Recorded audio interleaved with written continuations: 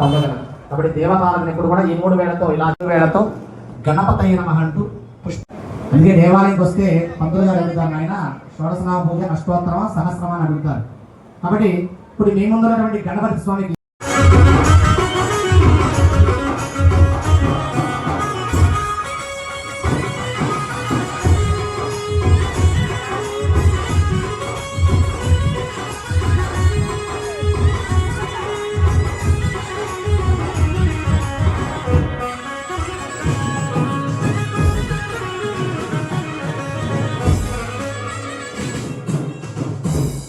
కన్యాదానం చేయాలి. మొట్టమొదటి భాగం కన్యాదానం. స్వామివారికి చక్కగా పాదుకలు కడిగి కాళ్ళు కడిగి పారాన్ని పెట్టి మధుపర్కాలు ఇచ్చి ఉన్నాం. ఇప్పుడు అమ్మవారిని స్వామివారి కన్యాదానం చేద్దాం. ఈరోజు సహజంగా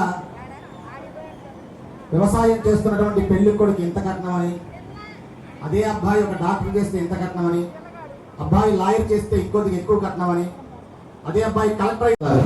అందుకని మహాసంకల్పంలో ఉంటుంది. వివాహంలో ఏ మంత్రం చదివినా చదవైనా పర్వాలేదు, కానీ మహాసంకల్పం ఖచ్చితంగా చదవాలట. ఎందుకంటే ఆ మహాసంకల్పంలో ఉంటుంది.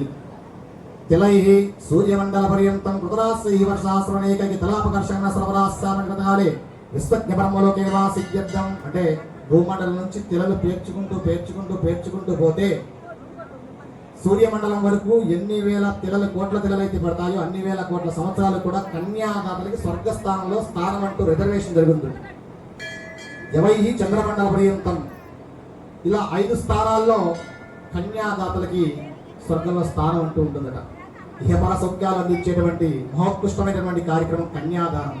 కాబట్టి అటువంటి కన్యాదానం ఇక్కడ ప్రారంభించడం జరుగుతుంది. సుబ్రహ్మణ్యేశ్వర స్వామి దివ్య కళ్యాణ మహోత్సవకే కర్మణి కన్యాదాన మహోత్సవకే కర్మణి మహాసంకల్ప పరమోచ్చార్య సుబ్రహ్మణ్య.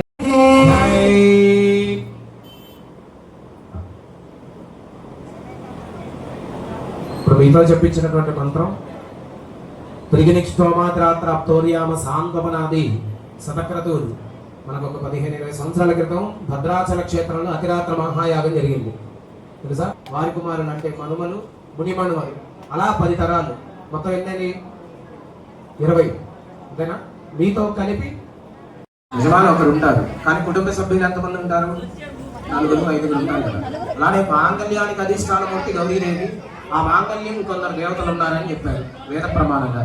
సూత్రం బ్రహ్మరూపంచ వర్ధనం విష్ణురూపకం ఓర్ధ్వం శివరూపంచ ఇచ్చుతే సూత్ర లక్షణం అని చెప్పింది ప్రమాణం. ఏంటంటే మనకు 100 ఎకరాల భూస్వామి అయినా మనం అమ్మాయికి పెళ్లి చేయాల్సి వచ్చినప్పుడు కాటన్ దారంతో పసుపు తాటు కడతాం, అవునా? అంతేనా?